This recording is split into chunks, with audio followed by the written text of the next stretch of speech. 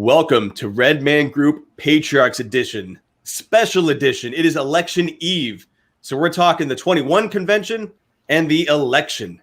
With that, today's panel, we've got Jeff Putnam, Evolve Phil, aka Phil Foster, Michael Foster, no relation, and the founder and president of the Manosphere himself, Anthony Johnson.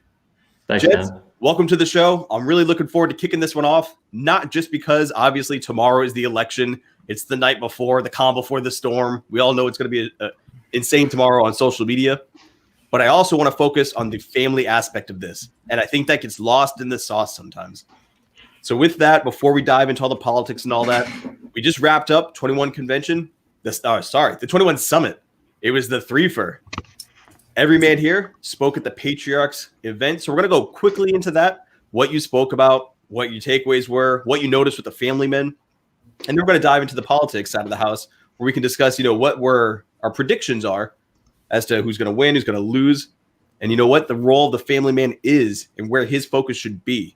And I'm telling you right now, while we're focused on the fate of our nation, that starts with the family. That doesn't start with Trump or Biden. It's going to be well beyond that. Or maybe it's not. We'll find out. But with that, first-time speakers Jeff Putnam, Evolve Phil, and Mike Foster. I got all the rookies on here. So we're just going to go around the screen. So Jeff, how was the 21 Convention Patriarchs Edition, and what was your biggest takeaway from meeting with all those family men who got to listen to you speak for the first time? Well, first off, my takeaways were a little too difficult to really put into words because it's the first time I've ever gone to the convention, and my inaugural trip was, hey, we're popping your cherry by having you here and speak. So at first it was a little overwhelming. It's weird. I have this giant audience that wants to listen to everything I say for some reason, and I'm still not quite sure why. But when I got, invited by Anthony to come up and speak, I realized that it's not always easy to come to terms with the fact that to some people, whether you believe it or not, you're going to be a mentor. And so when I saw the role that the other speakers and the veteran speakers had taken on with interacting with a lot of the attendees outside of the meeting, outside of the speeches and poolside and bar side and, getting a bite to eat together and just hanging out in between the speakers, I realized that it's real. It's not some LARP on, online like a lot of people see it. When you see, we had one attendee there who brought his two sons. And when you see those two kids in there, and they were not even teenagers yet, I don't think. And you see that level of dedication because that man realized that he could be doing better. And he was there to try to soak up as much as he could so that he could do a good job as a father. And when you see guys breaking down and asking questions and you see the tears in their eyes after some of the speakers and they're talking about all the things that they're going through, it really opens your eyes to the reality of the situation. You see that real lives and real men are really being affected by the work that we do in this sphere. And that right there, it's not only intimidating, but at the same time, it's humbling, and it's also it's powerful, and it makes you feel like you're actually making a difference. Because a lot of us, we feel like sometimes we're yelling at the brick wall and wondering if anybody's going to hear us, if we're going to get through. But I think it was right after my speech, this one attendee came up to me and he had tears in his eyes, and he was talking about how he was having trouble relating with his kid, right? And he felt like he was messing up and he was missing out because his kid was 14. And they didn't have any kind of common interest, right? And just being able to talk to him and show him that he had to get down on his kid's level, and engage in what his kid's interested in, and show that, your kid, you have to show your kid that what he's interested in is worth you being interested in. And that way you could pull him into your sphere, but you have to show him that you're willing to go that way. As the father, you have to. And to see it kind of light up in his eyes, it was incredible. And, as far as the experience speaking, to this day, I don't have any idea what I said. I just got up there and started talking. I know Tex was taking pictures, and hell, I even forgot the question part. As soon as I got done speaking, I just turned around and walked off stage. Hey, shout out to Freda Knows Best for the super sticker. Jeff, to your point, with the impact it has on people, this is why, and Anthony, correct me if I'm wrong, but this is why the 21 Convention Patriarchs was created and instilled. There's issues that fathers are dealing with that single men are not and young men are not. And dealing with your 14-year-old son and how to relate, that's a very father-specific issue. Yep. And yet here we have that convention that can address that's ready to answer and offer different insights on that.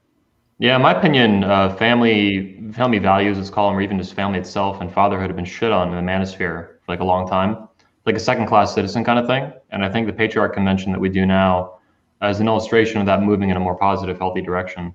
Like I said in my speech, that the Patriarchs are basically the fifth wing of the manosphere. And your FOE and this show we do sometimes, and especially Ryan Mickler with the Order of Man and stuff. There's so many communities like that are focused more on fatherhood, and that's really good. It needs to move in that direction. I think it's like it legitimizes or helps. It makes the manosphere a lot more level-headed, basically, because these issues are serious and they're real and they're specific. Like you wouldn't find that content even at a 21 convention, back in say 2016 or 2014, something like that, or any event for that matter. But now we do. Nope. Now it's the whole thing. And having it, you call it the wing, I call it the pillars. I picture a pillar of each of these things, and it's just the strength, the rock solid, having these men come together. Well, hang on, exactly, because fatherhood is a major part of being a man for most men, right, throughout their life at some point. It's one of the most masculine things you can do, I think, is breed, like become a father.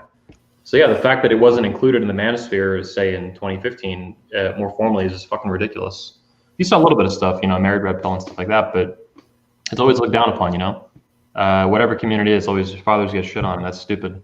So I'm glad that's moving in the right direction now. Happy to see it. Absolutely. And the crew you're assembling, I haven't even gotten to Phil or Mike, and these are other first-time speakers. It's great to see the different faces that are representing the message that we're putting out there. Yeah. And with that, so Phil, you've attended 21, but this time you got to take the stage. And not only did you take the stage, you're next year's chief patriarch. Tanner is he's handing the baton over. You've got the fire, you're carrying it, that torch of the patriarchy. How was it delivering your speech? What were your takeaways? And do you have anything you can give us for next year's, what you're bringing to the stage? Well, it was a real honor, first off, and just to be able to get up on stage and speak. I'm kind of like Jeff. You kind of get up there and you're kind of like, whoa, for a second, and put the brakes on and really process. My discussion was over intensity and how men in this day and age lack intensity. From everything from A to Z, from gaming their wife, raising their children, just being men of purpose and having some sort of direction in their life, they struggle. So I've attended several 21 conventions, and I would say that with what's gone on in this year with the silly virus and everything like that, Anthony, he nailed it. He not only did one, he did three at one time. He didn't double down, he friggin' tripled down, right?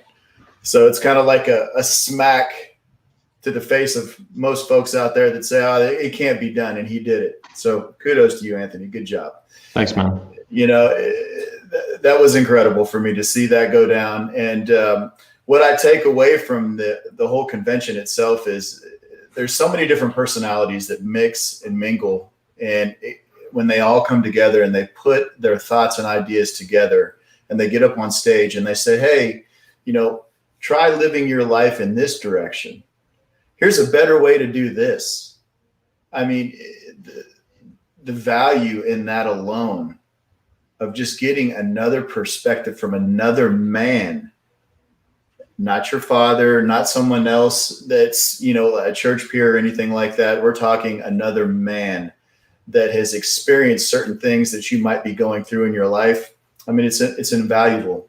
It's you can't calculate it. As far as what I have on tap for next year, I'm still kind of working through that in my mind. I a little bit there, but I will not disappoint. I can promise you that.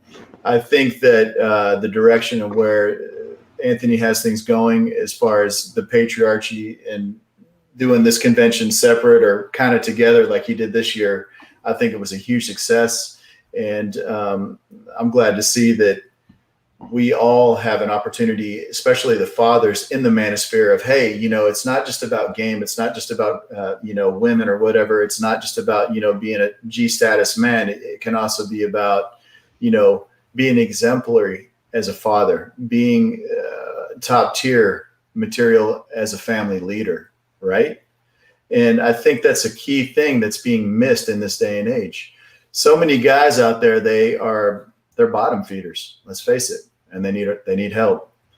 And I look forward to being one of the guys that can give that help to them.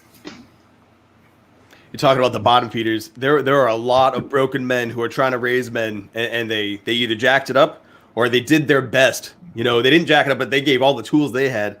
And to have the different perspectives of the different men, just looking at the diversity of this panel, and we're a microcosm of who took that stage and who was in attendance that didn't even take the stage and yet still delivered quality information.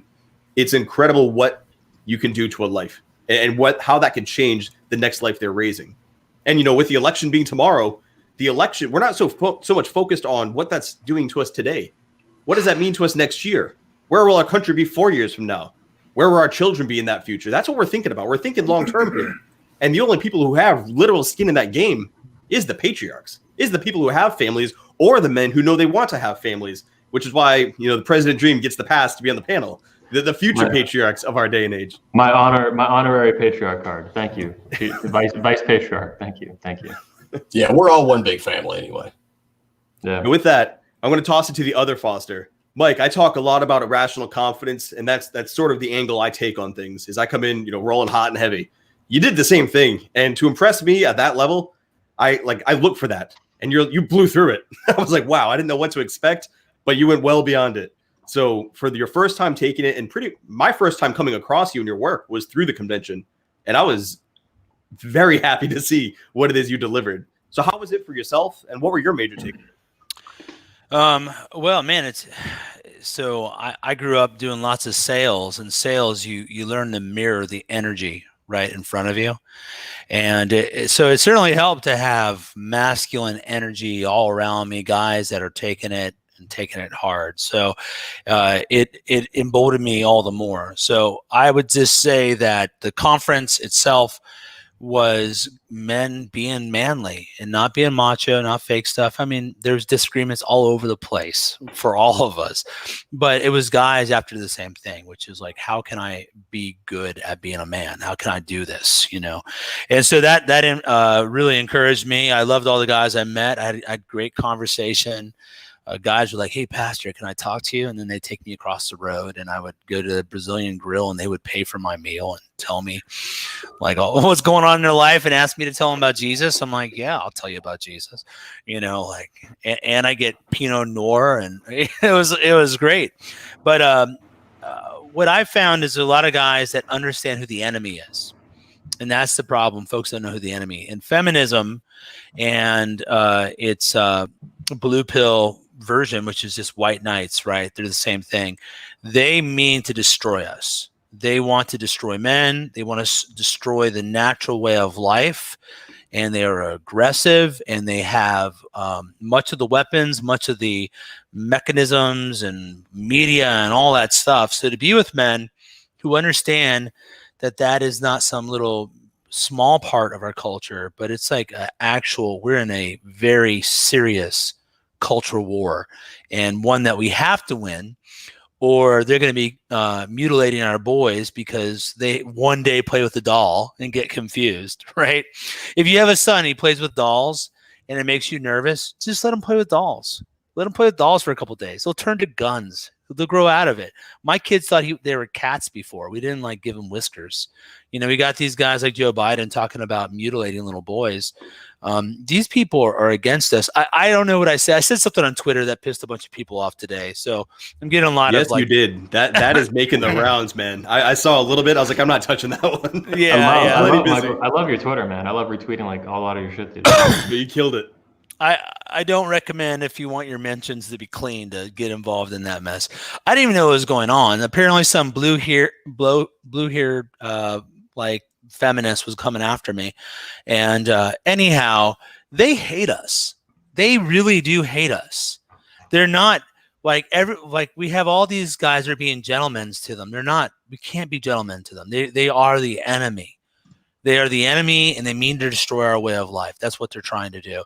And so to come down to a conference where at least everyone understands the enemy and understands the stakes. We may disagree on the solution, like take me versus MGTOW.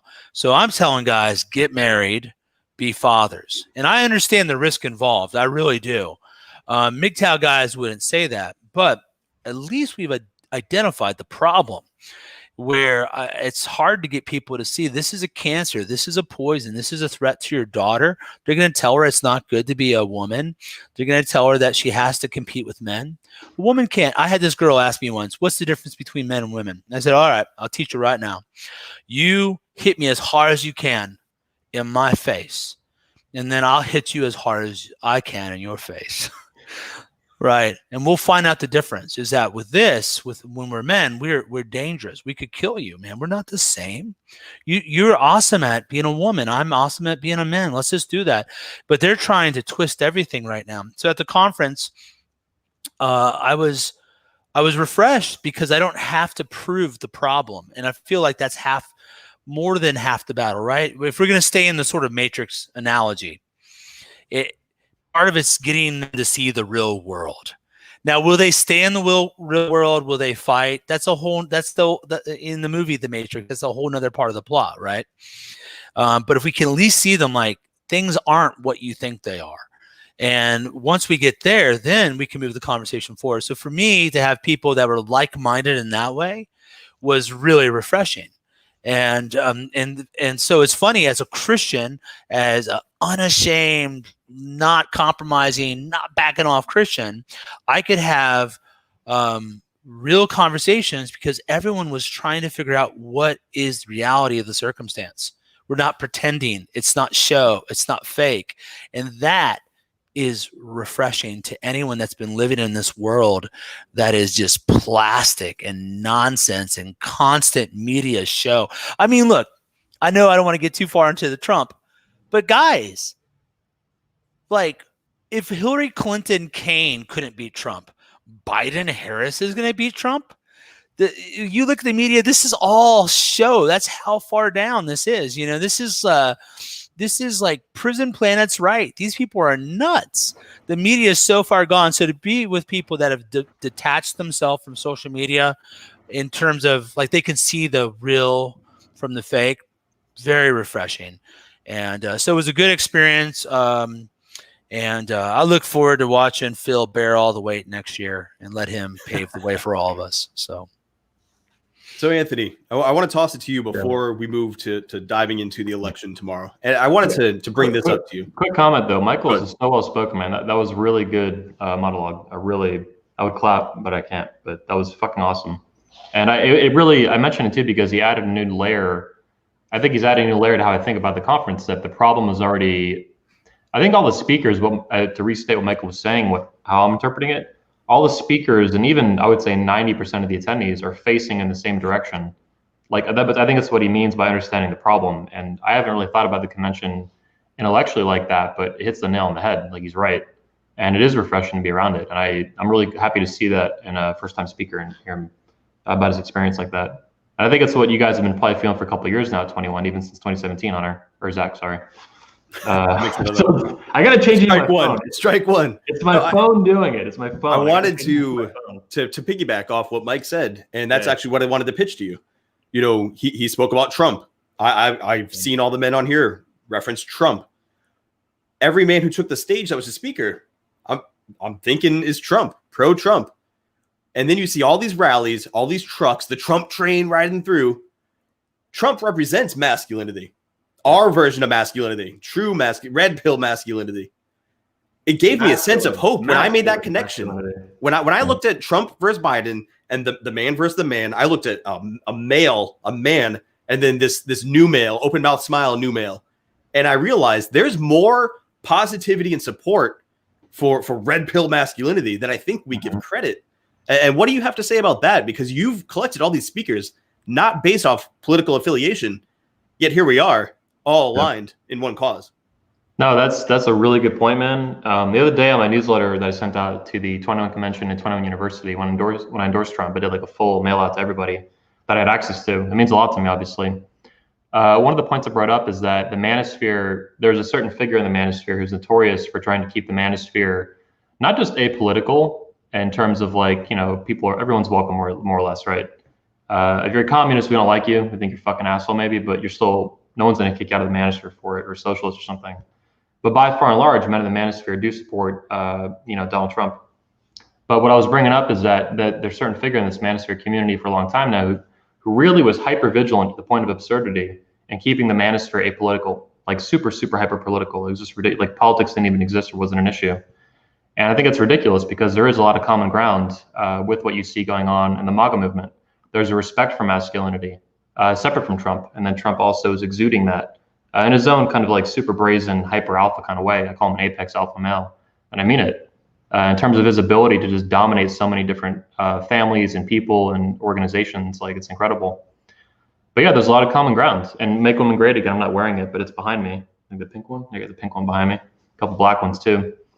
I mean, the similarity between that, there's a lot to that, but I think part of it is there's a common respect for common sense masculinity and common sense femininity, or at least there's a much bigger window on that in what you're seeing with Trump and MAGA and the kind of modern anti-neoconservative Republican Party. And the opposite is true in the Democrats. Jack Murphy has called, and I think accurately, one of our buddies and speakers, he has called the Democrat Party in terms of the modern Democratic Party, the anti-man party. It's against masculinity, and it's 100% feminism. Feminism is not entirely excluded in the Republican Party under Trump, but it's a lot more acceptable to not be a feminist. Trump is not a feminist. He said that about a year or two ago, as well as in 2008 in an interview. But in 2018, he was being interviewed by Piers Morgan. And Piers Morgan asked him, do you consider yourself a feminist? And Trump said flat out, no, I don't consider myself a feminist. Trump is the leader not only of the executive branch of the federal government, but he's the leader of the Republican Party. And to actively, explicitly distance himself from feminism, and then on top of that, be as masculine as he is in his own kind of Trumpian way, like Omega Giga Chat Alpha, that's really positive for men. And it highlights exactly that common ground that you're talking about. And also, even with the convention, I've been diligent in keeping it like not a political conference, but I have no interest and no intent, and I'm happy to see so much support for Trump there, as well as in the wider manosphere. Like, I did a poll on 21 Studios, and it was like overwhelmingly Trump. Kanye beat Biden in the poll, over 2,000 votes. So yeah, there's a lot of common ground, and a lot of it comes down, I think, just Trump himself, him making the party more aggressive, higher testosterone, and then there's just a greater respect for common sense, oversimplistic as that sounds, which bleeds into common sense masculinity and common sense femininity, such as not chopping your child's dick off when they play with a doll, like Michael was talking about. That is fucking crazy. And that's actually endorsed now by Joe Biden, this kind of gender transition stuff. It's insane. It's anti-scientific and barbaric to the extreme. And you see that now being embraced by the leader of the Democratic Party. It's fucking crazy. It's actually gotten 30, 40 years ago, I don't think the party was anywhere near this different. But at this point, it's like one is, welcoming to men and masculinity. One is welcoming to women who want to be women. One is welcoming to America and family values. And the other is the opposite. Democrats have become anti-family, anti-man, anti-masculinity, anti-femininity, and anti-America. And it's gotten that polarized at this point and that different, which ultimately I think is a good thing. But we'll see. I don't know if I'm running off on a tangent here with it, but. No, it's a good tangent to run off on. Yeah. I immediately thought of Jeffrey Younger, which would be a YouTube series of its own, about the young boy who the parents are split. The mother wanted to call him a daughter. The father a son because he's a young man. He is a son. And then the Dallas judge ruled in favor of the mother, even after some litigation and whatnot. And now this father has to call his son Luna a daughter. I cannot wrap my head around the disgust. And this is really happening. And that's why I reached out to you about this episode. I want to talk about families and what's going on and why we need to be paying attention to this. Because I have a son and a daughter. And if Jackie and I were to split and all of a sudden my son, it doesn't compute, man. It's just horrific. And that's truly barbaric what's happening. Why has the local community ripped the judge out of the court? I mean, serious question. Like, that's insane. Exactly. And that's the first question I want to toss to the gents and to the panel here is what role has this election played in your home? What have you processed or what have you filtered to the kids? And what do you think your duty is when it comes to politics and family and yourself as a man? I've gone through a transition where I'll tell you the truth is that in 2016 I voted third party. I voted for Darren Castle, and I was a libertarian for a real long time, and but I voted for Darren Castle because the reality is I thought Trump was just a New York liberal, and I didn't trust him. I didn't think he was going to keep his promise. And my wife and I, we didn't communicate properly, and she ended up voting for Trump on accident, which was really funny, which I'm glad she did. It was South Carolina, so it didn't really matter. But then within 6 months after the election, 6 months into his presidential first year, I was like, wait, Trump's not who I thought he was. And then I thought I had been cured of conspiracy theory, but then my conspiracy theories had conspiracy theories. Like, it was so obvious that they were trying to discredit this man, the whole Russian collusion, all this stuff. And then it started to open your eyes just like how deep the rot is in our country and just how much they hate men. I mean, so you look at a guy like David French, who's a famous author, news writer. He hates Trump. He's a never Trumper. And he hates Trump for the reason that white knights hate real men. And because Trump is good with women. Right? Doesn't mean that he's immoral. I don't think the way he acts is moral when it comes to women in general. I disagree with that. But women like him, they respect him, and they think, well, no, they don't actually respect him. No, they do actually. They're with them. It's not just for money. It's because he got the money and because he has the power, because he has the charisma. You watch Trump talk to people, and you think, you know what? Trump is good with people. He gets people, and so they hate him because he's everything they thought they could be by following this little blue pill mold, and it didn't work out. And so they hated Trump. And Trump was part of me getting deeper into red pill sexuality. I remember just recognizing, like, why do these guys hate this guy so much? And I'm like, because they envy him because they're weak and he's strong. And so for me, it blew up all my categories. Right? Like the entire, like who we're for and who we're against. Like take Lindsey Graham. Lindsey Graham, like kind of a blue dog, whatever. And then suddenly he's against Trump. And then there's Lindsey Graham 2.0. He's got swagger now. And he's like realizing, wait a second, this guy's a winner. And he wants to be with a winner. And so like there's Republicans I'm totally against and some I'm for. And everything's being redrawn, like the whole political lines. And that's what's happening right now in the church. That's what's happening in culture. Like the old categories just blew up with this. And it's crazy because it's like Gamergate, the different things that led to Trump being president are kind of mind-blowing things. Like, that seems like so long ago. Like I've not heard that. It feels like a century. So much has happened between then and now. But some chick faking sexual like assault it energized a bunch of people, and they realized these folks are going to lie about us and they're going to destroy us, and they're our enemies.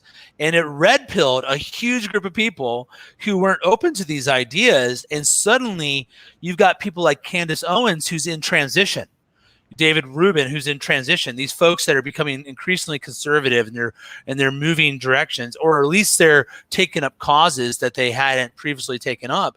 And so for me, like, everything's up for grabs, where things are going to fall. And it's made me a little more bold to, be on this podcast, like Anthony's FFFFF. Like, now I'm going to hear about that. Right. And Hunter's an angel, or Zach's an angel. Don't worry. Strike two. But it's made me more willing to. He can't even share my speech with anyone. I did say that. I was like, this is great. I'm going to share this with everybody. And then Jeff kept talking. I was like,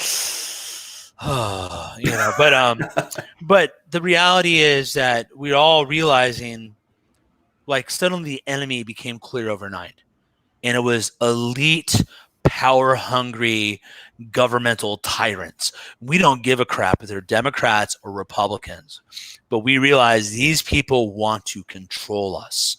They want to take away our freedom. They don't want us to be fathers. They want us to be parents, and then they want to change it from parents to guardians.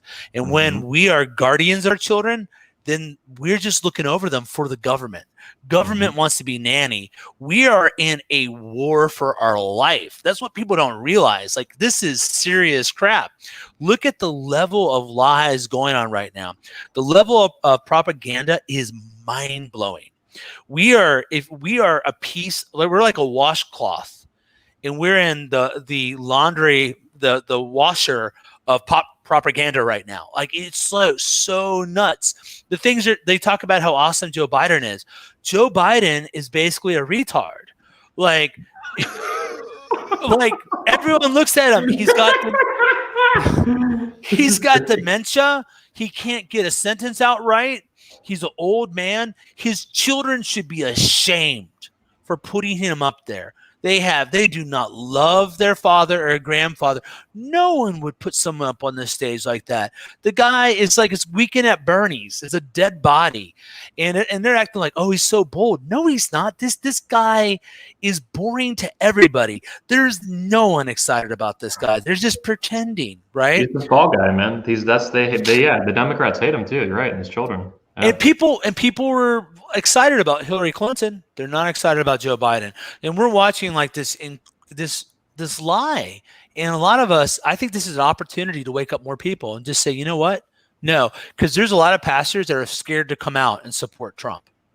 And they're like, so people are trying to shame me online. I'm like, it's not going to work. Oh, so he slept with a prostitute. Like, yeah, I'm against that. This is about policies. There's one guy, he wants little kids to be mutilated, abortion, more taxes, more government control, and another guy doesn't. What's hard about this? I'm going to vote for the guy that's not going to do those things. Why would I not endorse that guy? This is obvious. I think it's a sin to vote for Joe Biden. I think it's wrong. Like, it's a sin to let a serial killer babysit. It's bad. This is bad. And so for me, I've like really changed from let's vote for Darren Castle. We'll be a third party candidate and teach the Republicans to give us a real candidate, and you had to have a guy like Trump come by and hijack the party, which is super manly. I'm all about it. Like, I'm not going to Parler. Screw them. I'm taking over Twitter. They're going to have to ban me. I'm not going to go to some weak social media. Like, these guys, they're trying to no, guys like Trump understand it's not evade, it's invade, it's takeover. That's manly. I love it. So, Mike, I'm really glad you made this show. And normally, so 4 minutes. When I let people go in their little rant, like for these, I give them 4 minutes and then I'll just jump in and cut them off. That was so well said and so needed that, dude, you could have gone for another 15 minutes and I would not have stopped you. That was perfect. Excellent execution there. You killed it. I was enjoying it. That was great. I think you said something too that I want to toss to Jeff or Phil. And you said you're allowed to take your stand. And I think not only has the enemy been identified, but we're allowed to say the name. That drew me to Anthony when he said feminism is the pink KKK. I was like, that dude he skipped steps 1 through 5 and went to 10. Like, he straight up called feminism out by name. And now we can go by name. That's a bad thing. But before we kind of pussyfooted around the issue. Yeah. So Phil, both you and Jeff, and I'll toss this one to Jeff. You both, and one of the things that I've aligned myself with you both, very clearly, is because you just say the thing. There's no pussyfooting around it. Here is my issue directly. There's no fluff. There's nothing to be processed or filtered. You just call Biden a retard. I mean, there's no room for anybody to look around to how you feel about this issue. So, Jeff, when it comes to how you feel about politics and your experience, I don't want to hear another, pro-Trump monologue. How do you process that to your family? We just had Stevie share that his child voted for the first time. That was 2 votes for Trump. When you share this with your children, you've got 9 of them, and they're all coming up, and eventually they'll be voting. How do you process that to them? How do you tell them, here's where I stand, here's why I stand here, and here's what I want you to look at with the future of our country when it comes your time to vote? Because you cannot tell them who to vote for. That's the American right that they have to vote for who they want. But as a proper patriarch, You should have them looking at what's best for the country, your family, your values, your morals. How do you go about doing that with your army of children? Well, I'm probably the only one here that isn't going to say that will say that I'm not pro-Trump, but I'm also not pro-Biden. I'm pro-good. All right. If good had aligned with Biden, okay, cool, vote for that guy. If good had aligned with Charles fucking Manson, okay, I'll vote for that guy. The fact of the matter is, with my kids, I'm not going to know that I did a good job raising them until about 10 years after they're grown and out, because they have to go out and screw up and recover and make sure they implement all the lessons that I taught them. But the way my wife and I run our house, we have set standards of behavior that you have to follow, all right, to be considered a decent human being. I have a gay son, all right. I've got some of my kids go to church. Some of them don't. My wife's a Christian. I'm not. We are probably the most diverse, out there, just random hodgepodge family you can ever find. Yet somehow we manage to work together because at the end of the day, there's a common good, right? My gay son, all right, he's 15. When he came out to me and my wife, he goes, I just didn't want you guys to be upset. I'm like, as long as you don't, marry an NFL fan, we're good. But in all reality, my kids understand that what you identify as, whether you identify as gay, straight, or whatever, that has nothing to do with the content of your character. The content of your character is what's going to drive the future forward in whatever direction you happen to be heading in. All right. If you're a crappy person, then the content of your character is going to dictate the kind of future you create. And so it's not so much as that we have this active, all right, it's election year.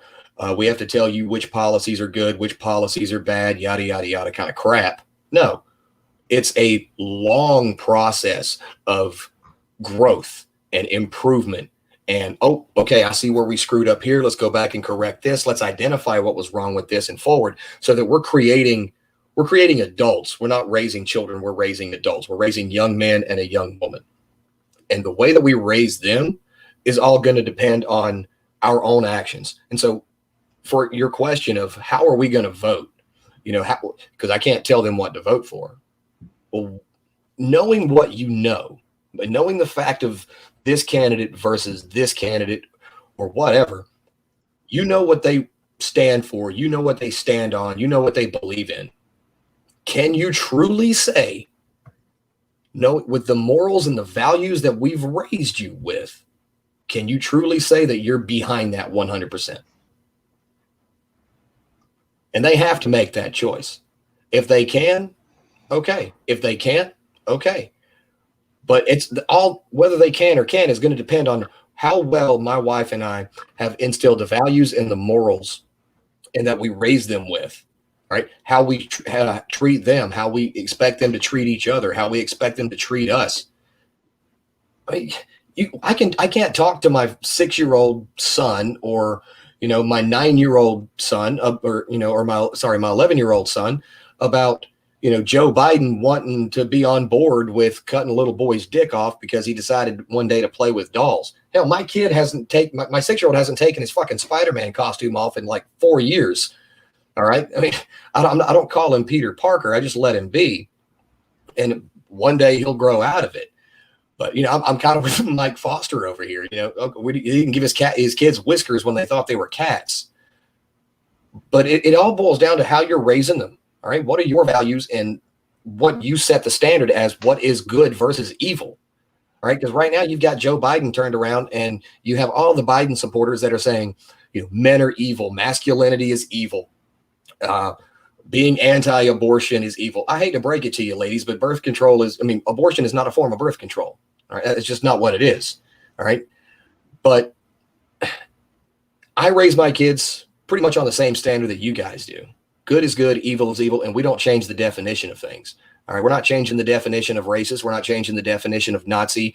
We're not changing the definition of man or woman. We raise them in reality and we show them what reality really is.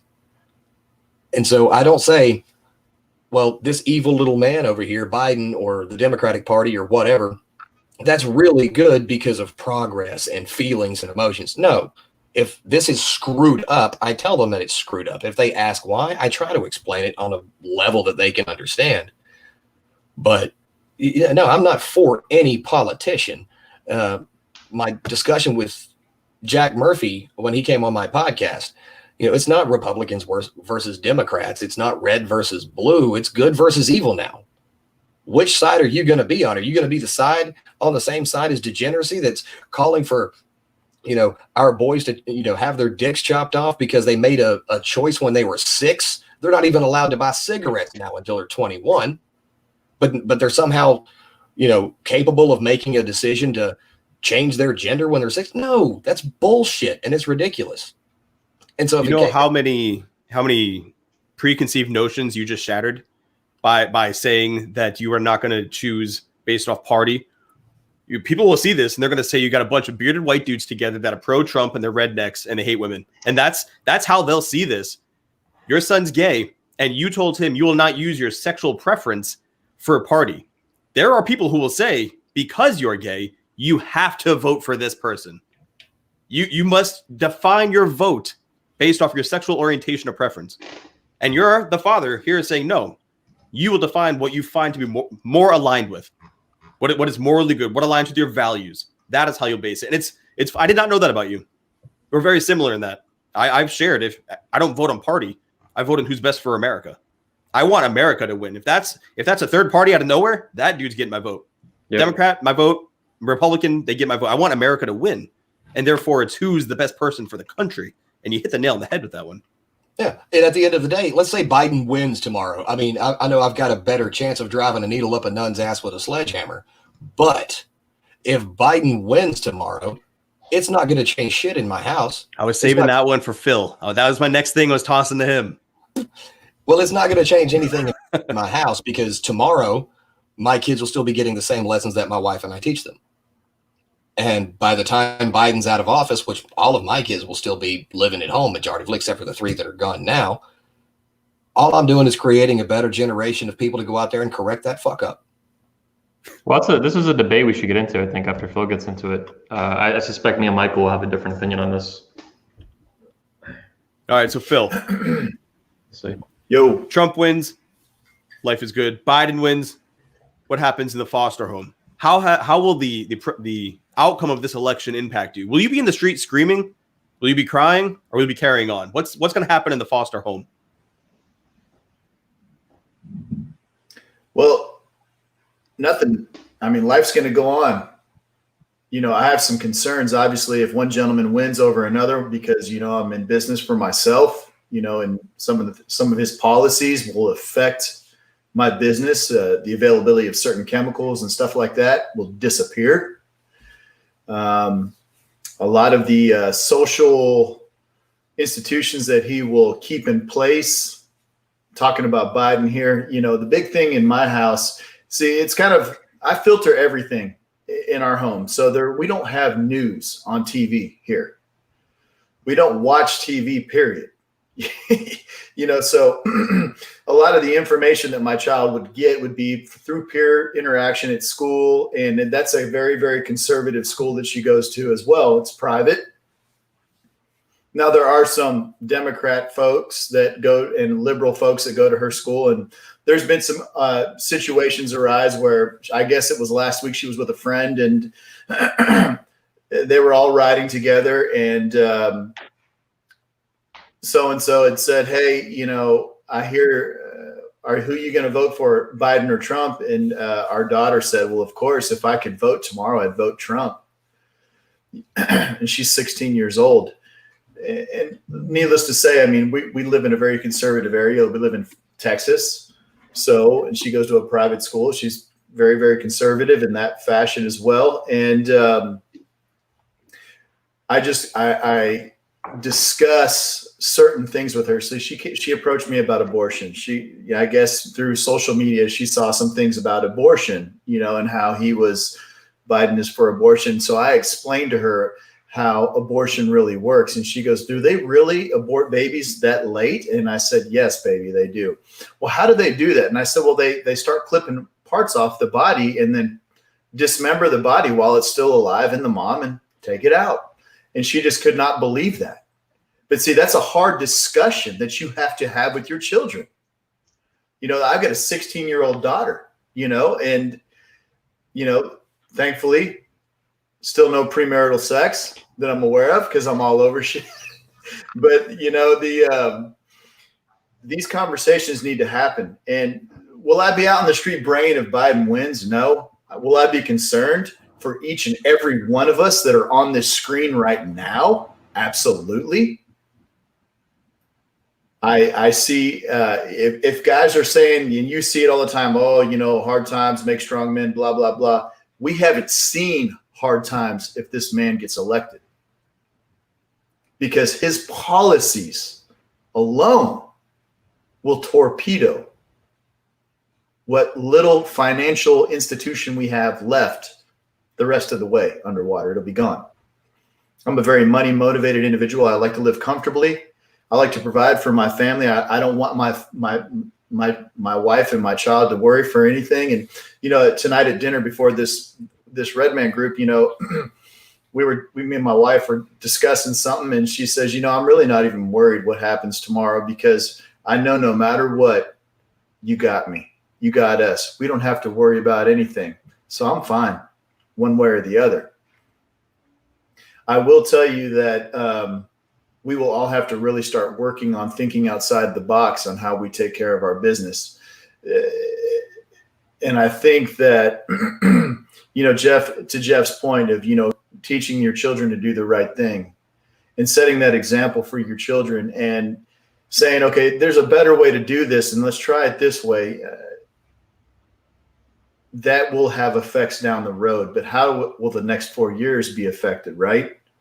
You know, what kind of real hard times, what kind of real screws will get tightened down on you? You know, and as a man, as the family leader, as your family's patriarch, you are in charge of all the finances, in my opinion. That's how I run my house anyways. It all falls squarely on your shoulders. So how you deal with that is really, it's going to be a good test. And I think there's going to be a lot of tents folding if Biden wins, to be honest with you. A lot of guys that are there right now will not be there in 2 months. And it's going to be a sad situation. A lot of the policies that Biden has are what concerns me. The fuel of hate. The Democratic Party is so full of hate. You know, these people have worked, we've seen it, you know, what limited news media I get through Twitter and seeing people's posts and stuff like that, of these towns and cities just being gutted by fire and looting. And now everybody's in this huge panic. Oh, well, we're going to just board up the whole country because of this election tomorrow. Are you for real? Are you for real that you can control the people of America with that much fear that they're going to shut down and board everything up? It's insane. That fear is fueled from the masks. Oh, bad virus. Better cover up. It's like, it's almost like a bad movie, right? Or am I just completely crazy?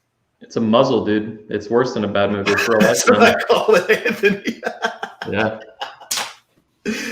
So Anthony, you had something you wanted to throw into the table? Yeah, Phil actually kind of brought it up. I think hit the nail on the head with some of it. I can't remember the exact quote of it, but you brought up a point. If Biden wins, it's not just so, you know, for those, everyone here is older than me. You guys have been through more presidential elections than me, at least maybe 100. You're about my age, maybe not. But I don't think this election has anything. Oh, fuck. You're out, man. That totally. If this wasn't your show, you'd be muted. Yeah. That one went right through. Like, where's the axe? That one was fucking buttered up. That just went smooth out the door. Sorry, Zach.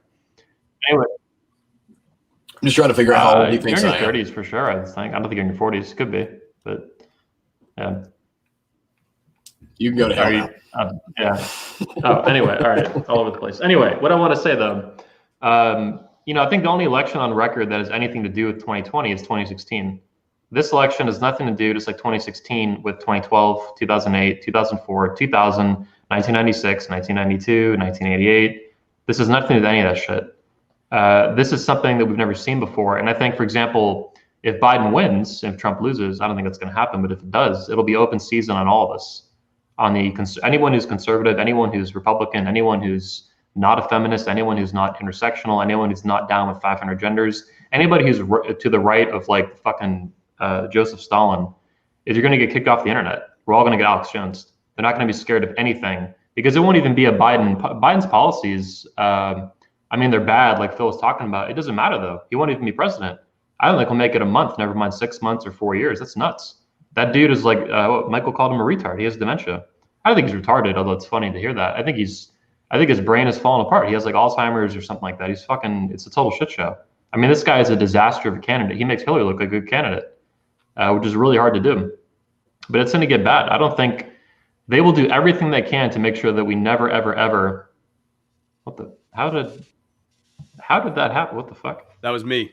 Oh, I was like, I think I'm on your profile. But yeah, I was bringing up Noah Ravoy. To your point, Noah Ravoy was just removed from Facebook. No warning. He doesn't even know what the hell he did. Yeah, it's not just going to be Facebook and Twitter, dude. It's going to be PayPal. It's going to be payment processors. It's going to be MailChimp. It's going to be the email providers. They're going to kick us off everything. They won't be afraid of anything. They'll be super embrazened and emboldened by a Biden win. And then it'll be President Kamala Harris. He'll be aggressive. Biden's a fucking goofball. He'll just do what he's told, like a puppet, they call him, right, for the left. That's true, but it won't even matter because he's so old and fucked up in the head. He'll just do what he's told until they 25th Amendment him or he resigns. Then you have President Kamala and whoever the fuck her vice VP will be. It's going to be bad, real bad. Like, I don't think a 2024 election under a Biden-Kamala presidency, it won't be a free election. It'll be a banana republic. The country will collapse in civil war and fuck knows what. Even this year, I think, with COVID and stuff, as bad as it's been nothing. The food never ran out. If those food trucks ever fucking stopped hitting the grocery stores, shit's going to get bad real fucking quick, way worse than what we've seen with BLM and Antifa, even these cities burning to the ground. Imagine that in the suburbs, not just the cities, everywhere, all around you. This country could go to the Soviet Union, just fucking fall apart. Not just balkanize, but just collapse into a third world fucking shithole that's not even a union anymore. That's how serious this stuff is. It's 2012, this Romney and Obama, and McCain and Obama, and Kerry and Bush back in 2004. It's all bullshit. It's all the same shit every fucking time. I was like Michael Foster. I never thought I'd vote for a Republican in my fucking life, outside of Ron Paul in a primary. And that's why I almost didn't vote for Trump until the pussy tapes came out. That's when I snapped and I realized that he wasn't a New York liberal or an old Democrat or some shit like that. This guy was his own man. He's gonna do whatever the fuck he wanted. That's what got me excited. I was like, this guy is not owned by anybody, and he has huge balls, and he's just gonna do shit like a wrecking ball, like a bulldozer.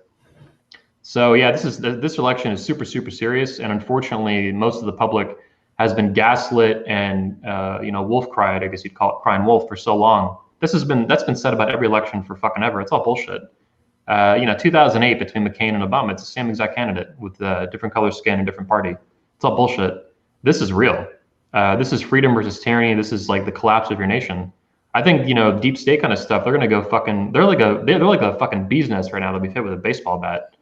The minute the deep state gets power too soon, if ever, I think even they're gonna go fucking nuts. We're not just gonna hit economic depression. They're gonna crash the stock market. They're gonna collapse economies. They're gonna crash the dollar. We're gonna have a digital dollar like Nancy Pelosi was talking about. We're gonna have one world currency, like bad shit that doesn't go away for fucking hundreds of years. So to me, that's where this is at. Good versus evil for sure. Like it's that bad. Pro-America, anti-America, good versus evil. Do you want two genders or 2,000? Like that's your election tomorrow. Who are you voting for? 2,000 genders or two genders? Those are your fucking options. It's that bad. And rant. When I look at the fellow parents that I'm associated with through through youth sports, the people that I know, but I don't really know, we're not friendly. A lot of my friends are through FOE, through connections I made online, very few from high school, but a lot of the parents who my kids play sports with, we're friends on Facebook, whatever. I kind of see what they're up to. They see what I'm up to. And I see a lot of them waking up to this. I see a lot of them like, whoa, whoa, whoa. And I think they're starting to realize how far that reach has gone. And I don't think it's too late, but I do think action needs to be taken now. And I think with this being the Patriarchs episode, with all these men who have children and these families, you have to start having that discussion as to what does it look like? What actions are you taking? How are you preparing? Why are you doing what you're doing? And what are you looking out for? From, we're talking presidential election, but even at the communal level, your community, your the people you see daily, where do you stand with them? Where do they stand with you? Who's going to be the one dropping your name in the hat, that anonymous box? Hey, you should go check out this house. Have you made it? Have you connected? Have you made your networks? Obviously we've got FOE, there's Order of Man, there's Liminal Order. There are tribal networks popping up everywhere. A lot of people, though, they're isolated. They think everything's going to be fine. They're the same people that when a hurricane rolls in and they lose power, they have nothing. They have no food. They have no security. They have no backup. They have no cash on hand. They have nothing because they think at all times the cops can be called. They're going to get to them. They can go to the grocery store. It's going to feed them. Or fucking McDonald's. Dude, there won't even be cops to call if Biden gets in. And they're going to be so fucking busy. They're already too busy. There's nobody to call. No, I mean, it's defund the police and abolish the policeman. That's how insane this shit is. Like, but this conversation and tomorrow's election, and then let's say the next week or so, that's when I really hope that this conversation really hits home. You have to be a sovereign individual. Go ahead, Mike. I'll jump in on this because it's. Am I muted? No. Okay. All right. I'll jump in on this because I don't know what happens after Trump. I think Trump wins tomorrow. I think it's going to be pretty clear that he's going to win. But I don't know how much time we have, and I've been praying, like, Lord, give me a few more years, because frankly, we're moving. Here, I'll tell you straight up what I see coming. I see a return to a sort of city-state situation, and I've looked for small communities where I can get involved locally, where I can get to know people, where we can get behind the small businesses, where there's a lot of advantages to the area I'm in, both geographically, politically, all that sort of stuff. I've had to think that way, and so I've been working towards, like, actually starting churches and building all sorts of actual relationships for when I get kicked off the internet, for when which I think is inevitable. I think me getting kicked off the internet is absolutely inevitable. And when they delete us on MailChimp, look, you have to take your online network offline. You have to. You actually have to know people. And, we were looking at a farm with 27 acres yesterday. Like, we're legit working at some real long-term solutions, because I don't know what's coming our way. I know this much, that if we have liberals that are involved in our economy is going to do sorts of terrible things. You're going to need to be able to depend on yourself. I've been reading this great book called The Mandibles by Lionel Shriver's. It's a kind of a libertarian dystopia. So what happens if they get in charge of if they really take full control of our economy, as they have been increasingly? So I think you have to know people in real life. You have to. That was one thing I really enjoyed about our time at the conference, is, like, even when I was talking to Jack Donovan, is that in the manosphere, you got guys that talk a big game, and then they're not what they say they are. There's a reason I'm not talking about how to be. There's a reason I don't talk about, like, how to be rich and how to be. I'm not Alexander Cortez, man. I'm not your health guy. I'm working on it. Phil's gonna make me beautiful, but I'm gonna stay in my lane, man. But you gotta know, like, are these people your actual are they your allies or not? And you've got to build those local things. So that's what I'm doing right now. I'm working really hard to build real things physically. And I love the internet, but they can kill us on the internet. There's a kill switch, right? And so, like, get it now. Like, meet everyone you can, get their phone number, know where they're at, like, build your connections, because who knows what's coming our way. So I actually have to go. I have to run, guys. I'm so sorry, but you guys are awesome. And please, Jeff, vote Trump, okay? Come on. You don't got to apologize, Mike. You dropped enough knowledge for this entire episode and maybe another one. That was fantastic. I appreciate you making the time to come out here. As pagans go, you're my favorite. All right. Take it. Take care, man. Yep. Thanks, Michael. Take care. I'm going to piggyback off that a little bit. he was talking about the need to meet people. Importantly, he was talking about those who are real and those who are talking about a life they want to have, but they aren't living. A lot of these people you see on social media, what happened when Corona hit? What happened to all that abundance? What happened to all that living large? What happened to all that, fuck scarcity, go out there, get after it? They fucking scattered like roaches when the lights went on. They were so afraid. What about the profiles who stood there? When Corona hit, the first thing I did was run a campaign to raise money for people who lost their jobs. The hat that Jeff Putnam's wearing right now, you can only get. It's from Phil Foster. He only gives it to people he meets. Anthony, you brought all of us together. So it's very obvious where you stand in the real world with regards to, your reputation and being who you say you are. It's important that people watching this, we don't just say, hey, get on the email list, in case they get banned. And it's like a joke to get you on the list. It's a no shit. We're doing this. And this is what we're putting out into the world. But we are on somebody else's platform. Yeah. And if Twitter doesn't like us, you're gone. If you're following somebody who's a fake and you're supporting them and they turn out to be an absolute fraud, you followed fake. And now you're left in the dust when they leave.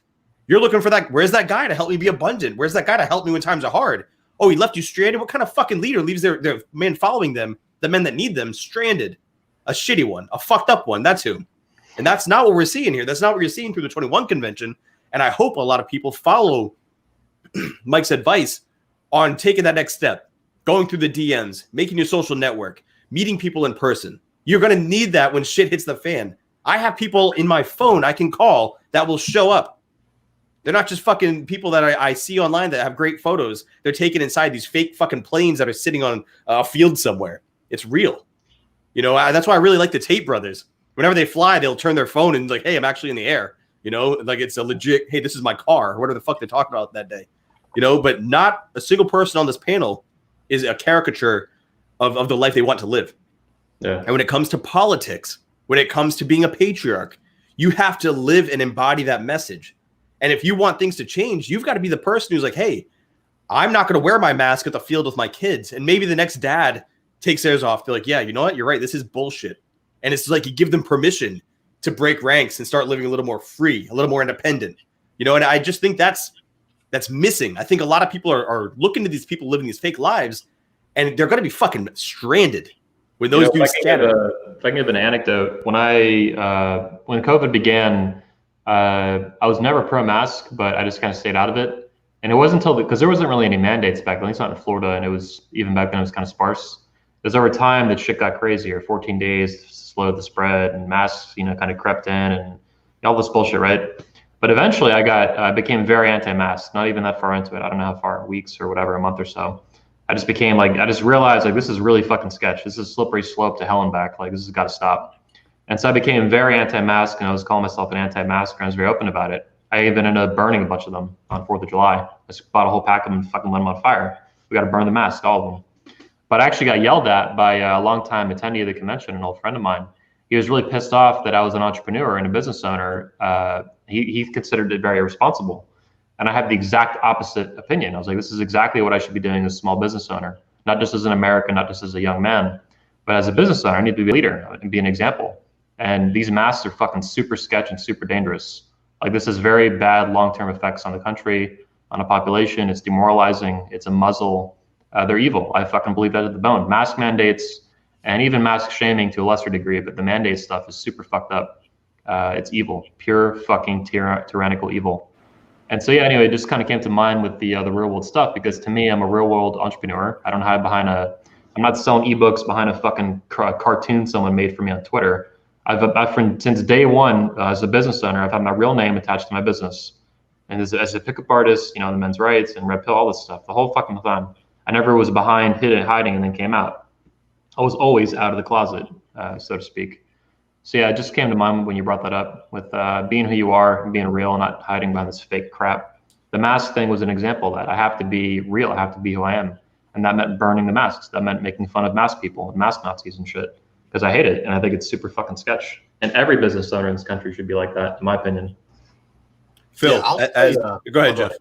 I was going to say, Anthony, you brought up something that kind of made me reconsider something I said earlier. Biden's talking about this national mask mandate, right? And Yep. I have this problem, all right, with authority of any kind. I mean, I lost my job because I refused to wear a mask and I refused to shave my beard. And they just dumped a whole bunch of other shit on me and blamed it on Corona. But I mean, they were constantly coming after me once I basically told HR to go and fuck themselves. But it didn't hurt me. Now, hell, I make more money than my old boss now, sitting in my underwear. But Nice. all that, I'm wearing pants now. I'll say that. But in reality, you know, my wife and I went out shopping today and we were picking up some stuff at the mall, and my wife sees the sign, you know, and my wife's very anti-confrontational, and that's why she's got me around, so she doesn't have to get into the confrontations. Right. But, she was going to put her mask on, and, she's, they have signs that says it's required. Well, I'm just not going to. And see, I'd made the mistake before of, going to that same store and said, excuse me, do I have to wear a mask to come in here? And the lady says, yes. I was like, okay, well, I'll just wait outside. You know, it was no big deal at the time, right? But what I realized is that right now, while we've got Trump, and we don't have this hardcore, you know, boot to neck, you know, mask regime like we're starting to see in Spain and Italy and all these other places, if you don't ask permission, no one says shit to you. Today I've never asked permission or can I come in here without a mask? Once I realized that, and it was very early on, this is even when Corona first came out, and I was going, you know what, I might just buy me a bottle of hand sanitizer just to be case, because, you know, I got kids. I don't want to get them sick. But as it went on, it kept getting deeper and deeper and deeper, and everybody going, okay, now, you know, millions of people are just dropping dead in the street, you know, like Contagion, you know, the Matt Damon movie or whatever. But I stopped just giving a shit. I figured if they would tell me, you know, what's going to come down to is they're going to have to physically remove me or make me do something I don't want to do, because I'm for anything until someone tells me I have to do it, you know, or I have to do it. And then it's like, okay, well, fuck that. I'm not going to do it. Yep. And so, it's just the way I am. And, you know, I walk into a store and I see a guy handing out masks at the gate. He goes, here, you need one. I'm like, no, your rules don't apply to me. And I just keep on walking. No one says shit because they're so goddamn anti-confrontational. I think they're only anti-confrontational is because they don't have a regime to back them up. So yeah, I see your side of it and Phil's side of it.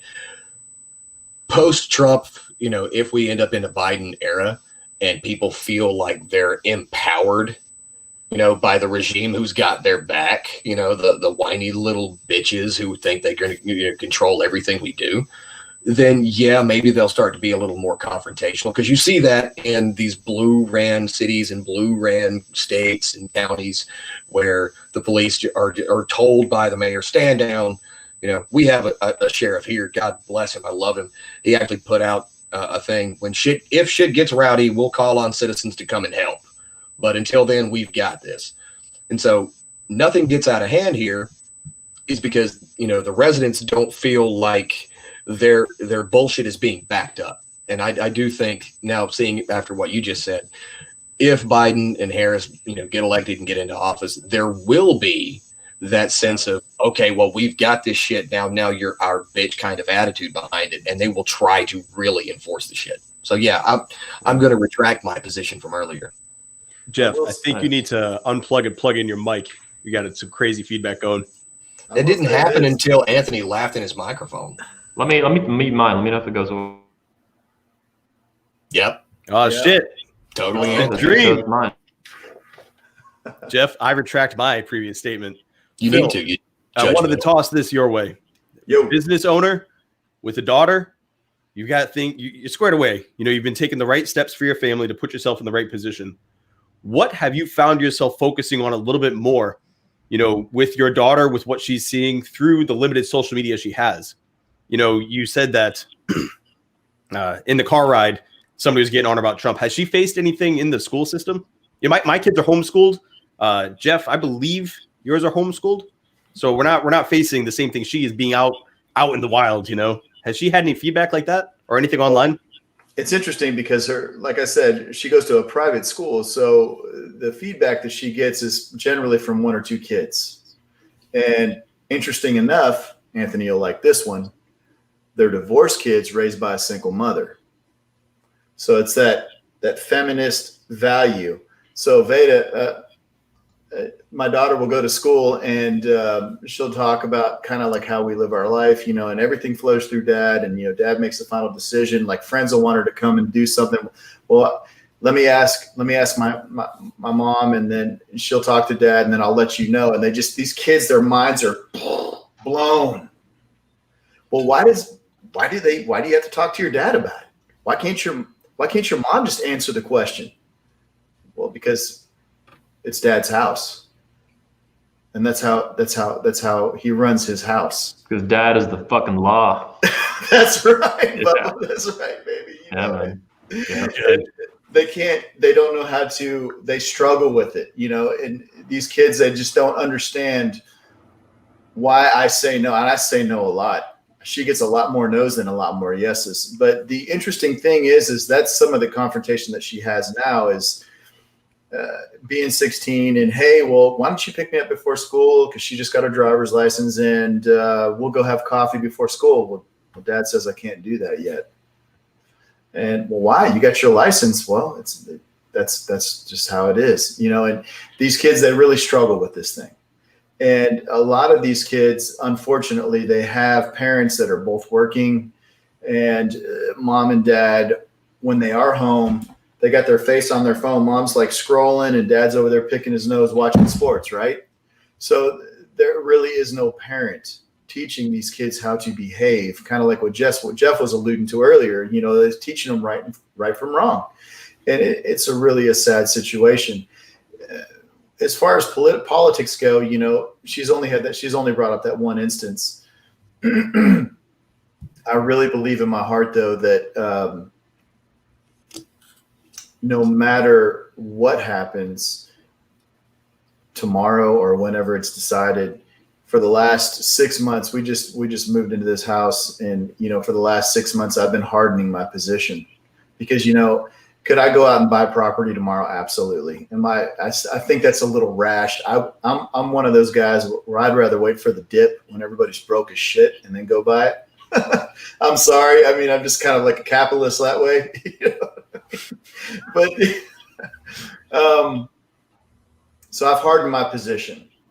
And I've taken steps to shield my family from certain situations and prepared ourselves to where I wouldn't say to a Tanner Guzzi level, but pretty damn close, so to speak, you know. And I think that the more men step up and say, okay, I've got this under control, the more the women can relax and focus on the home and nurturing their children. I think that is what's going to be key, especially if Trump were to unfortunately lose. I think that the attack on the home and the family values is going to be precedent. It's kind of like if you think about Karen volume right now, God, you know, that Karen was going off. You're going to have Karen to the fifth friggin' dimension because everybody is going to be a Karen that's on the left. Yep. And you know, to the mass thing, kind of where I live, you know, Jeff can roll where he lives and say, yeah, that doesn't apply to me. You know, where I live, it's not like that. It's like the manager, the police, they're all over you, like instantaneous. Yeah. Like instantaneous. Like Where I live is like Jeff. You can just do whatever the fuck in most places. Yeah. That's a true story. That Brazilian steakhouse, they didn't care. Yeah, exactly. Well, no, remember, I got peeled. For not wearing one. That's the way you look, man. You just draw attention to yourself. Yeah. What is peeled? What is peeled? You know, the lady's like, oh, you got to put a mask on to go over there. It was like a group of 10 of us, and he was the one dude they pointed out. Huh. Interesting. No, but to your point, Phil, and this is something I really want, you know, to put some emphasis on.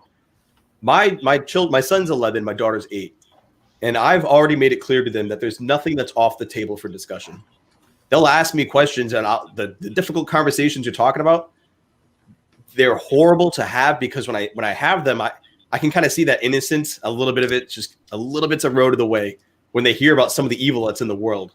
You know, it's not to the degree of, you know, what is abortion, but some of the questions they've asked, you know, have been real personal and real, you know, I'll sit them down and I'll explain that to them. And I really feel for the children who are living in homes where the parents can't be bothered. They don't want to talk about the things. You're not allowed to talk about politics. You're not allowed to talk about money. You're not allowed to talk about all these taboo subjects. And what that does is it creates a gap. If you're not going to answer it, somebody else is. Yep. And when we talk about the attack on the family, if the man is not squared away, because men are we're resilient beings. We are good at being resilient. If you're squared away and you believe in your mission, like nobody can throw you off course. If you're dialed in, but you're not opening that up to the children and you're not opening that up to the wife because you're so focused on you and your progress, somebody else is going to get to them. And that's how they're going to get into your home. You're going to be so focused in that front door that they're going to come in the side window through your child, asking questions that you wouldn't answer. They're going to go through your wife, and all of a sudden you're having marriage issues, and you're like, what the fuck? Things were great. What happened? Somebody filled the gap because you weren't watching your own six. If you don't parent your children, if you don't father them, someone else will. That screen Absolutely. tablet toddlers is a real thing. If you're not looking at the social media, if you're not looking, I was looking with my daughter. We were looking for homeschooled projects. We were going to make slime. This happened last night. We were at my in-laws. We're having a great time, and I was like, let's watch a slime video, how to make slime. And this cute little kid thing, whatever. And I click on it, and she was doing something, and an ad popped up for tracking your period. This is a child. It is how do you make your own slime. It is built for kids. It's all like Japanese anime, like bright colors. And then it's here. When I got my period, I wish I had this app on my phone. And I'm like, what the fuck? Whoa. What if I told her, hey, you go look up the things and come tell me, and I didn't want to be involved. You can't bother me. Football's on, or I want to go watch this thing. I'm going to be on my phone flicking. My daughter would be like, what's a period? What I'm supposed to track? All of a sudden, what if it's something else? It's the end of a sentence. No more. I mean, we didn't have to have the discussion because I was there. And someday that will be something to address, and that's fine. She's a girl. It's life. But if that is just on those types of videos, what else is out there? How long before it's porn? How long before, that innocence is stripped of them and I don't get to be the one to filter it? It could be next week, dude. It could be tomorrow. That's how soon it could be. That's and that's why. And to the point, to bring this full circle, when I was asking Phil, fathers have to be involved, not just focusing on your mission and growing the stacks, but also growing the lives that you're leading, which is your wife, which is your children. They need your presence, not just a toy, not just a phone, not just a tablet. They need dad. They need dad to sit there and have these discussions. And it's not like, oh, don't worry about the election. No, explain the election. Explain why you feel the way you do. Explain why, if they are watching the news, it's flipping out. If you're at a restaurant and the TV's on and they're like, oh, Trump's the devil. Well, let me explain to you why they're saying this. The president or the Russian spy.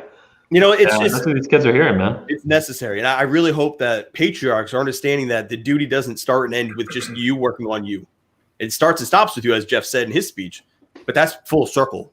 Everybody's involved in that. Yeah, it's kind of like the three pigs, right? So if you think about the three pigs, they built a house out of straw and it got blown down. They built one out of wood and it got blown down. They built one out of brick and it didn't get blown down. Your family unit, you got to build it like you're building it out of bricks, one at a time. You set that foundation, you just keep going brick by brick. And the big thing with that is you got to understand that these kids are so impressionable. Even, at 16, now she's starting to conceptualize so much more of it. It's like it's almost like talking to a young adult, right? So, you calibrate that conversation kind of like Jeff was discussing earlier with the 6-year-old. And, the conversations are a lot more intense now. And to your point, Zach, your daughter, she's still very young, and it's unfortunate that she saw that. The thing with social media is, I allow my daughter to have Instagram and it's heavily filtered through we have a whole nother device that it's completely mirrored. We see everything. You would be surprised. She went to a birthday party last weekend. They put some pictures out there. Within like 45 minutes, there was like 3 DMs. Hey, do you got Snap? Well, guess what? Mine doesn't have Snap. And it's like, no, I don't have Snap. Sorry. Well, you can send me booty pictures through this. Yeah. Yeah, I knew that's where this is going, dude. No, this is good, brother. Because boys will be boys. Boys will be boys. Yeah, it's all good. And I tell her that, I'm like, look, you're 16. He wants to grab your titties. He probably wants a little more now, and you need to realize that you need to understand that there's more at stake than just having some fun in the back of a car. Your virtue's at stake. who you are now affects who you will be later. And, well, Dad, it's not fair. My friends all have Snap and I'm missing out on so much. And I'm like, well, sorry. And we go round and round about the Snapchat thing. And I hate to break it to her. If she's listening to this, baby, I'm sorry. You're never going to have Snap. But that's exactly how my wife and I run our house. We've seen the teenage boys doing the sneak thing where they got a phone from a friend and they hooked it up to our Wi-Fi. I mean, I can look and see how many devices, are hooked into our Wi-Fi. And I'm like, well, or you go in there and just, what was that in your hand? Give it here. Oh, this is a brand new iPhone that your best friend loaned you. All right, Snap. All right, explain that to your friend that you owe him $400 because that shit wasn't coming in my house. I wasn't joking when I said no. And then I don't pay for that shit. It's not allowed in my house. They violated it. It's their friend's fault. Shouldn't let them borrow it. But, on to what you were talking about, Zach. My wife and I, it was just a few months ago because, we homeschool our kids. But with the homeschool program that we use, they have some Zoom calls with a homeschool teacher that's in a centralized location. And they get on there. There's a bunch of other kids on there. And they sent us this paper. And one of them was for my son. And another one was for our daughter. It was this paper about, I can't remember the damn name of it. It was like neon or some shit. It was some new way of teaching sex ed. Well, that right there, I mean, there's nothing new about sex ed since Adam was banging Eve. Nothing is new. All right. I mean, that automatically rang the bell, and my wife and I started reading through it. I'm like, I don't even know what the hell this is. We had to Google it and figure out what the hell it was. And we know they're not going to do it. So that was the end of it. Now you can sign that paper, and say, if you're sending your kids to a public school, you can, no, I don't want my kid doing the sex ed class with this new thing where you're going to explain to them that, purple is a gender or whatever. But that's not going to stop their friend from coming out of the damn classroom 5 minutes later. Goes, you won't believe the shit that I just heard, bro. And then next thing you know, they're coming home going, Dad, is it true I can have a vagina if I want? No, Johnny, you can't. And you have to go through that horse shit. So I'm 100% with Phil on that, filtering everything that comes into your house. And I love the iPhone. I love the iPhone Snap. That's awesome. Oh yeah, I cannot tell you how many freaking phones I've broken just because they got it from their friend. I'm like, well, your friend's a rich dumbass to keep giving you phones because they're not coming in my house. Yeah. But I just wanted to say all that. I'm 100% on board with Phil. But I'm gonna have to jump off here. I got a little man I got to get down to bed. So, Zach, Anthony, Phil, pleasure. Enjoy your night, and I will catch you all tomorrow. See you, Jeff. Your time later. Thanks for making it. Yeah. Yep. Interesting enough, though, I guess the big one is TikTok too, right? So that's actually very political, believe it or not. You would not believe how much political stuff is on TikTok, right? And she'll come to me and say, well, look at this. I allow her to have that, but she can't post videos. She can get in there and see her friend's stuff and do that, but she can't post videos of herself. So she can have a piece of it, but she can't have all of it. And as she grows a little bit more mature, then we'll start trickling it to her. It's just like, we've got 2 more years and she's 18 and you just can't blow the whole world up at 18. You got to kind of trickle feed that stuff, right? But I will tell you that these young boys, they suffer because, I'll see these messages come across and I'll send my daughter a pic of me with like a not fucking around look on my face. And I'll say, if he sends you another message, say he's getting a message from me. Dad, I've already blocked him. You'll never see anything. Wow. You got to be that way, Anthony. Yeah, I'm listening to all you guys talk, man. How you do this? Because I'm taking mental notes, man. I'm nowhere near this position in my life, but I know that at some point I'm gonna be. And I want to be ready for it. And see, and that's the technology now. When you're ready to do your thing, yeah, fucking holograms. Man, whoa. Nope, I'm living out in the woods. No fucking phone to snap because ain't nobody. Only I got a phone. You ain't got no phone. Anthony says the only thing snapping are twigs at the campfire. That's right. That's right. I'm not a fucking farm, dude. 27 acres, man, or whatever. He was talking about that Michael Foster. Anthony, you brought it up earlier. Like, this election is like no other. And Phil, as you're saying that, it's we're living in a time like no other. There are people, I guarantee, who will hear that and be like, you are stunting your child's development by not allowing them to do X, Y, Z, but not letting them have a phone, not letting them do this or that. Not too long ago, the internet was fucking new. Yep. And now it's necessary for life, for the optimal development of a child. That's absolute garbage. But because men have become so weak and averse to conflict that they're just like, oh no, that's good. I don't want any confrontation. It's just get the Instagram, just get that. I'm a good dad. I'm a nice dad. And your kid's gonna suffer because you're trying to be so fucking nice. Compliant, weak bitch. Yeah. You need men. We need patriarchs. And with this election, everything coming up, we need people to be able to say no. I tweeted a couple hours ago on this point, Zach, and I said, because it occurred to me that you could phrase it this way and people would get it. So with regard to the importance of this election, every election they say is important, right? Wrong.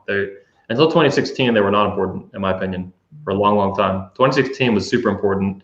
Right now, I'd say we're in the middle of a soft revolution in a positive direction.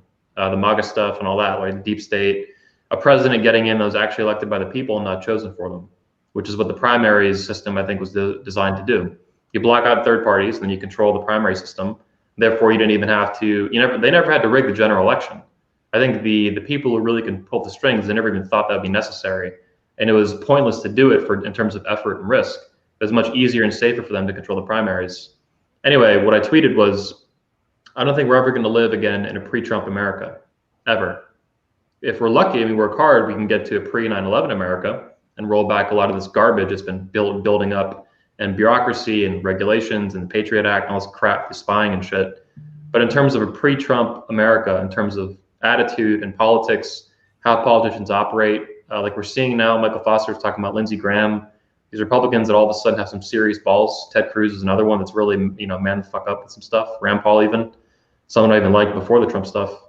But we're never going to go back to a pre-Trump America. I believe that. Like, it's like 2016 was like hitting a fucking huge hornet's nest with a fucking baseball bat made out of like nails and shit. Like, these bees are pissed and murder hornets, dude.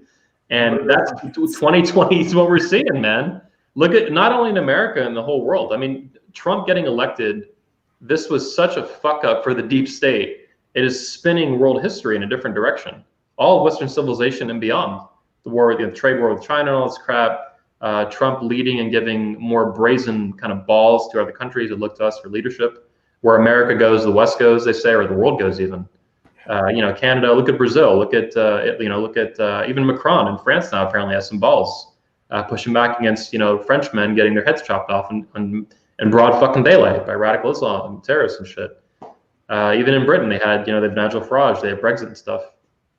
Anyway, I really believe that we're not going back to pre-Trump America. The past 4 years, the deep state stuff has gotten weaker because of Trump, and that's why they're spazzing out, freaking out. And another 4 years is going to weaken them a lot further. And then hopefully beyond that, we need to keep electing presidents. The presidency is an overpowered position. That's why it's so important. It wasn't designed this way. Like all these executive orders and all the Supreme Court and the legislative branch of government, they've ceded so much power to the presidency, I think by design for so long, because the deep state was so overconfident they'd always control it. Now that they don't, it's a weapon against them. The president has so much power, it's ridiculous. It wasn't designed this way. But I think it's good now that Trump has it. Someone has it with an independent mind, independent will. Anyway, yeah, so we're not going back to pre-Trump America and ever. Like, I think people think that too. They think if Biden gets in, it'll be like, they're living in 2012 all over again, or 2013 or 2014. That's not the case. If big tech, for example, if big tech is not stopped by the executive branch and legislative branch and all that, and they get, broken up or busted up or somehow regulated in some way, that's going to get serious for us. They're going to get more pissed off over the coming years. That's something, again, the Biden presidency we wouldn't see. I don't know if I'm going off too much of a tangent with this, but I really believe that we're never going to see that kind of that establishment politics on both sides again. Like, the game has changed since 2016, and 2020 is like super high stakes because of that. We're in the middle of it. We're in the thick of it. Just like if 2016 was 1776. I was going to say, I honestly think that's an excellent closing point to this discussion. I think we are on the cusp. This is the night before of possibly the greatest election of our lives. Yep. And the generals and all of the men who signed the Constitution knew that was, if they lost, every one of those names was going to be hanging. If Biden wins tomorrow, it is safe to say everybody on this video just sign the paper. Fuck it. They've talked about it. They've openly talked about this. They want to de-Trumpify America, they call it. They want revenge. They want restitution, they call it, and all kinds of reparations and shit. I mean, they're coming for blood. Like, they have none of this fucking appeasement attitude, none of it. These people are fucking nuts in the worst ways. Like, they're really out of control. There'll be a continued gridlock as well, I see. That's what I see for the next 4 years. You know, hopefully we can maintain some position like in the Senate. Yeah. You know, if he were to lose, but that gridlock will stay. If he wins again, which I really believe he's going to, I want to say that the gridlock will just continue to drag on, and nothing will ever get resolved. And the people will just keep getting trampled on.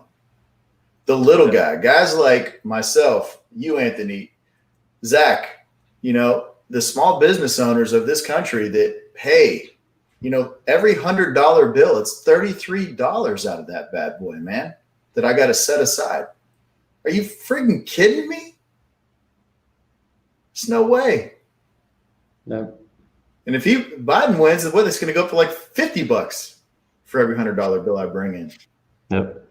Yeah, I mean, you can't. That's unsustainable. Yeah, that's the point, man. Like, they want to destroy the middle class, to destroy America, and that's it. Like, I really believe. I'm not super into I'm not a Alex Jones guy, and I like Alex Jones. That's about it. Like, that's as far as my endorsement of Alex goes. But in terms of like some really serious, sketchy ass shit, 2020 has been the fucking.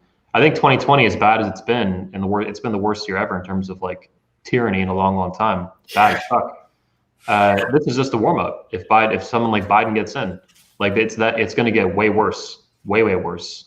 And I really think the goal is to ultimately just remove America from world leadership, and do that by making it a third world country, or just collapsing it like the Soviet Union, and balkanizing it and busting it up into 5 or 6 countries and completely weakening its power. That is the fall of America. That's the fall of the West. That'll be the fall of Canada, the fall of Australia, the fall of the UK. That'll be in 50 years. You can see the next dark age or sooner. You might have a totalitarian dictatorship like China, a communist shithole like that, leading the world and controlling it and spying on it. And it's fucking not good. It's really not good. It's like gas chamber, like round people up kind of shit.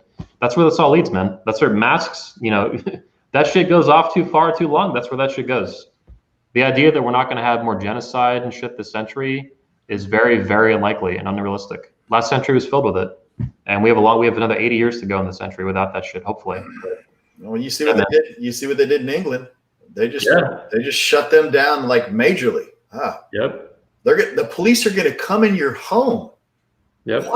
You're not allowed to have sex and shit now. They're trying to ban couples from. It's fucking crazy. Like, it's super. They need a revolution. Like, straight up. I'm not even in my home. Yeah.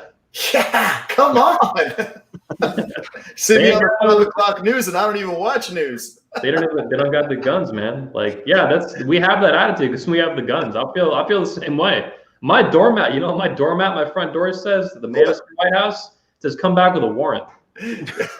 I'm dead serious. Love it. Yeah. Love it. And I'm willing to fight for my country and die if it comes down to it, man. I don't want to, but fuck, like, I'm ready to rock, dude. I really believe in freedom and live free or die. Like, if it gets that nasty. Yeah, I don't want to live as a slave, and I think most human beings don't, and we need to really like amp that up to the max right now. I think every father has to stand for something, and when you stand for something, you're not going to go down for nothing. You will stand up. Everybody will have their own breaking point, but every father needs to have a much further along. You don't need to take another inch. Don't take another step backwards. Don't give another fucking hair. This is it. Wherever you're at in whatever life you're living while you're listening to this, nothing else. Do not concede another fucking hair. If anything, start moving forward. The best of men are the ones who are proactive. They're not waiting. They're just going to start taking steps. It's like Michael said, invade, don't evade. Invade. I like that. Yeah. The sad part is they're so asleep, Zach, that the realization will come when it's way too painful and they won't even know how to handle it. Hey, we might catch 1, 2, maybe 5 just by doing this video. That's why we do this video. That's why we dedicate our time to having this discussion. All I got to say is wake up. Yeah. Wake the fuck up. Sheep. No more sheep. Wake up. It's go time, gents. Tomorrow, election day. Yeah. It's the calm before the storm. Yeah. It was great talking to you guys. Do you guys have any final words you want to share before we wrap up the pre-election discussion? Yeah, I was just going to say that I love this country. God bless it. Vote Trump, baby. Mine is pretty similar. Make America great again and live free or die. I mean that literally, not figuratively. Like, be ready for anything. America is the greatest nation in the world because of the American citizens. Like an aircraft carrier, it's just sitting there. It can go out. It has more artillery than nations, and we have multiple of them. I'm not going to say the number. We've got a lot of them. But without the men and women inside it, it's a floating piece of metal. That's America. America can be so much, but it comes down to the people inside. If you're listening to this, then something's already going on between the ears. You already have an idea that you're either taking action or you wanted to find out, what could I be doing more of? We had an excellent discussion for you tonight. I'm Zach Small with President Dream and Evolve Phil. This is Redman Group Patriarchs Election Edition. Thanks for tuning in.